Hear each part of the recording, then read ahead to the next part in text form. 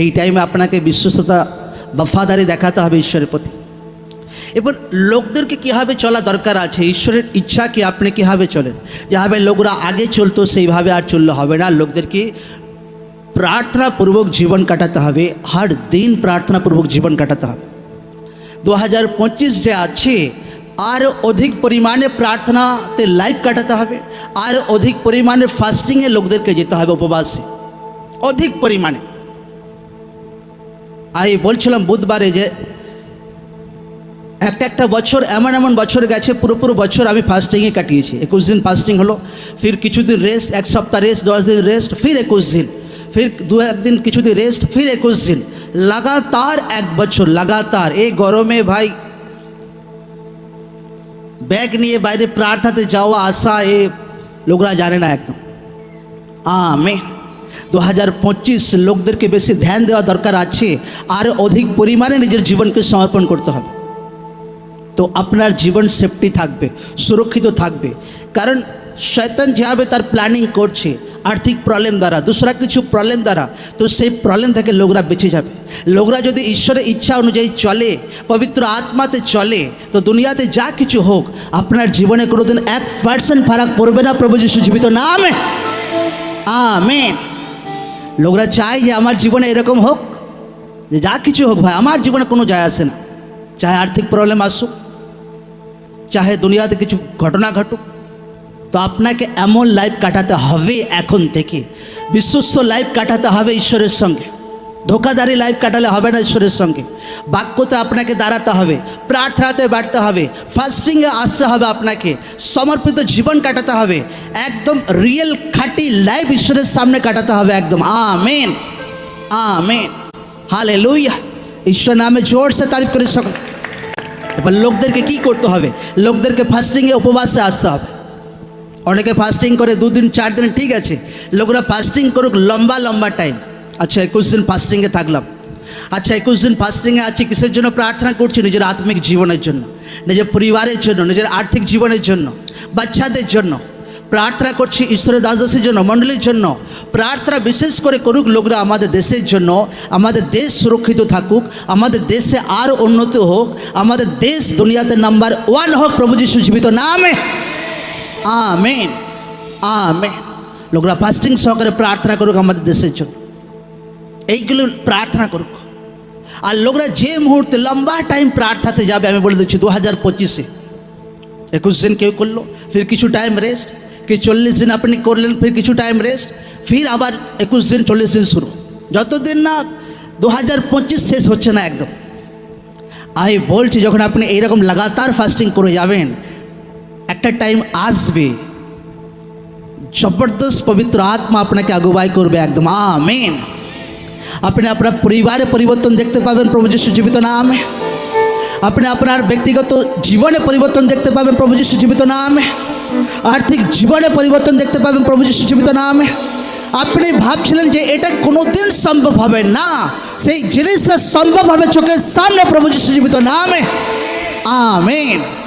লোকরা লম্বা টাইম ফাস্টিংয়ে যাক, একদম লম্বা টাইম। কীরকম উপবাস করবো? লম্বা টাইম। যদি বহুত ভারী কাজ করে তো ঠিক আছে, মাঝে মাঝে ফাস্টিং করতে পারে, কিন্তু এমন অনেক লোক আছে মণ্ডলীতে যারা অত শরীরের চাপ পড়ে না কাজের ক্ষেত্রে। আমি যখন ফাস্টিং করতাম ওই টাইমে 2018-তে 19-এ, কারণ বহুত প্রেশার ছিল একদম, তো সে ফাস্টিং করে আমি গোটা দুনিয়া ঘুরতাম ব্যাগ নিয়ে, এ নিয়ে, বহুত চাপ হতো, রোদে গরমে বহুত চাপ হতো একদম, বহুত। এত ফাস্টিং করতাম, তো কিছু টাইম অসুস্থ, মতলব শারীরিক কমজোরি তো থাকলে, কিন্তু ফির ঈশ্বরের গ্রেস দ্বারা সেটা ঠিক হয়ে যায়। তো লোকদেরকে ফাস্টিংয়ে যেতে হবে, লোকদেরকে উপবাসে যেতে হবে, লোকদের প্রার্থনাতে যেতে হবে, আর दूसरा কোনো হাল নেই লোকদের জীবনে। কারণ লোকদেরকে যে শয়তান প্ল্যানিং করছে, আপনাকেও কিছু প্ল্যানিং করতে হবে একদম। Amen amen. লোকদেরকে নিজের জীবনে ঘুম কাবু করতে হবে, ঘুম আপনাকে ডিস্টার্ব করবে, প্রার্থনাতে ঘুম কাবু করতে হবে, ফাইট করতে হবে ঘুমের সঙ্গে।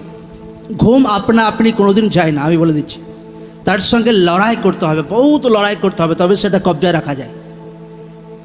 চলো ঘুম আসছে, চলো ঘুমিয়ে পড়লাম, কোনোদিন আমি বলছি আপনি আপনার বয়স 70 হয়ে যাবে, 80 হয়ে যাবে, কোনোদিন প্রার্থনা লাইফে সেই কবজা আপনি আনতে পারবেন। কিন্তু যখন ফাইট করবে না, আমাকে জেগে উঠতে হবে, প্রার্থনাতে বসতে হবে, ফাইট করতে হবে, লড়াই করতে হবে, এটা ভাই ঘুম কাটাতে হবে, নচেত আমার পরিবার ভাই সেই লেভেলে আশীর্বাদ দেখতে পাবে না, সেই ব্লেসিং দেখতে পাবে না। তো লোকদের এইভাবে আত্মাতে ফাইট করতে হবে, এইভাবে লোকরা প্রার্থনা ফাস্টিংয়ে উপবাসে যাক। আমেন। এবার লোকদেরকে কি করতে হবে? হার পরিবারে এমন একটা ব্যক্তি ঈশ্বর দাঁড় করায় যে ব্যক্তি একটু আত্মিক জিনিসটা বেশি বোঝে। হতে পারে পরিবারে দুজনে থাকতে পারে এমন ব্যক্তি, যে ব্যক্তি প্রার্থনা জিনিসটা একটু বেশি বোঝে, যে ব্যক্তি ঈশ্বরের বিষয়টা বেশি বোঝে, এমন ব্যক্তিকে নিজের পরিবারের পর বোঝ ওঠাতে হবে। যে চলো আচ্ছা, আজকে আমার বাচ্চারা প্রার্থনা করেছে কিনা, তো আমার বাচ্চাকে ধাক্কা দিয়ে প্রার্থনা করাবো। আচ্ছা, আমার স্বামী প্রার্থনা করেছে কিনা, আমার স্বামীকে ধাক্কা দিয়ে প্রার্থনা করাবো। আচ্ছা, আমার ওয়াইফ প্রার্থনা করেছে কিনা, আমার ওয়াইফকে ধাক্কা দিয়ে প্রার্থনা করাবো। যে পরিবারে এমন গার্জেন যারা আত্মিকভাবে গার্জেন আছে, তাদেরকে এরপর থেকে বোঝ ওঠাতে হবে, একদম বহুত একদম। এবার পরিবারে এমন কোনো ব্যক্তি, যদি ঈশ্বর আপনাকে আত্মাতে একটু ম্যাচিওর বানিয়েছে, আপনাকে এরপর ঢিলা ঢালা দিলে হবে না, কারণ আপনি ঢিলা দেবেন তো আপনার বাকি পরিবার পুরো ঢিলা হয়ে যাবে একদম। আমেন। হর দিন আপনাকে তাদের পেছনে লাগতে হবে, যতদিন না তারা ম্যাচিওর না হচ্ছে একদম। বাচ্চাদের পেছনে, হাজব্যান্ডের পেছনে, ওয়াইফের পেছনে, অবশ্যই ভালোবেসে ভাই, ও লাঠি নিয়ে মতলব ঝগড়া করে নয়, একদম হর দিন তাদেরকে মতলব তাদের পেছনে লাগতে হবে যে আজকে প্রার্থনা করা হয়নি, আজকে প্রার্থনা করতে হবে। বাচ্চারা প্রার্থনা করেনি, বাচ্চাদের প্রার্থনা করতে হবে। আচ্ছা, এই সপ্তাহ উপবাস করনি, আচ্ছা এই সপ্তাহ উপবাস করতে হবে। হর দিন লোকরা নিজেদের পরিবারকে মেনটেন করুক। Amen, amen. হর দিন লোকরা মেনটেন করুক। তো লোকরা যেভাবে এইভাবে মেনটেন করতে শুরু করবে, যেভাবে মাস পেরোবে, বছর পেরোবে, তো আপনার পরিবার, সেই ছেলে, সেই হাজব্যান্ড, সেই ওয়াইফ পাকা হয়ে গেছে তখন আত্মাতে একদম। Amen, amen. একটা টাইম আসবে তাদেরকে আর ধাক্কা মারতে হচ্ছে না, তাদেরকে আর বারবার বলতে হচ্ছে না, তারা ম্যাচিওর হয়ে গেছে, তারা বুদ্ধিমান হয়ে গেছে, তারা নিজে যে প্রার্থনা করছে। তো একজনকে এমন ব্যক্তি দরকার আছে পরিবারে, যে পরিবারকে মেনটেন করবে। বা আপনি বুঝে নিন যে আপনার পরিবারে কে আছে। যদি আপনি আছেন, আপনার পরিবারের সে ম্যাচিওর ব্যক্তি, তো আপনাকে আজ থেকে বোঝ ওঠাতে হবে। পরিবারে একটা টাইম রাখতে হবে প্রার্থনাতে, दूसरा জনকার জন্য প্রার্থনাতে। পরিবার বাকি লোকরা কী করছে, ধ্যান দিতে হবে। হর দিন ধ্যান দিতে হবে, হর দিন ধ্যান দিতে হবে। কারণ আপনাকে বালির উপর ঘর বানালে হবে না, আপনাকে পাথরের উপরে, চট্টানের উপরে, বাক্যের উপরে ঘর বানাতে হবে। প্রভু যিশু জীবিত নামে। আমেন। বাক্য বলছে যে এমন ব্যক্তি যে বাক্য শোনে আর বাক্য ফলো করে না, সে বালির উপর ঘরকে বানাচ্ছে। আর এমন ব্যক্তি যে বাক্যকে শোনে আর বাক্যকে পালন করছে, সে পাথরের উপর ঘরকে বানাচ্ছে। তো কিসের উপর ঘর বানানো দরকার আছে আমাদেরকে? জোর সে বলো, কিসের উপর? কিসের উপর? পাথরের উপর ঘর বানাতে হবে। হালেলুয়া। লোকরা ম্যাচিওর, নিজের মুখের কথাকে কন্ট্রোলে রাখুক। লোকরা ম্যাচিওর, লোকরা নিজের স্বভাবকে হর দিশাতে, লোকরা পারে তো ভাই হর দিন নিজের কর্ম প্রার্থনা ডেইলি ডায়েরিতে লিখুক একদম, যে আজকে এটা করেছি, আজকে এটা করেছি, এর থেকে আরও বেটার করা দরকার ছিল, আচ্ছা এর থেকে বেটার আমি কালকে করব। প্রার্থনাতে লোকরা মিস না করুক। তো এখন লোকদেরকে অ্যালার্ট হওয়ার টাইম। প্রার্থনাতে বহুত লোকরা বাড়ুক, ফাস্টিংয়ে বাড়ুক লোক। গরমে ফাস্টিং, এই গরম তো আমার কিছু মনে হয় না, আমি এত বছর ধরে ফাস্টিং করে এসেছি। আমাকে সারাদিন ঘোরাও, যা কোথাও ঘোরা আমার কোনো অসুবিধা হয় না। আমি এমনি বাকি কাজগুলো করতে, আমাকে কোথাও কাজ কিছু করতে বলো আমি পারবো না, কিন্তু ফাস্টিংয়ে যা কিছু করতে বলো রোদে গরমে আমি পারবো। বাইবেল বলছে, যাত্রা পুস্তক 25 অধ্যায়,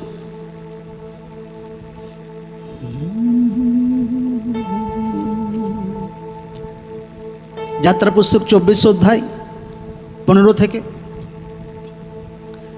24 অধ্যায় 15 থেকে যাত্রা পুস্তক।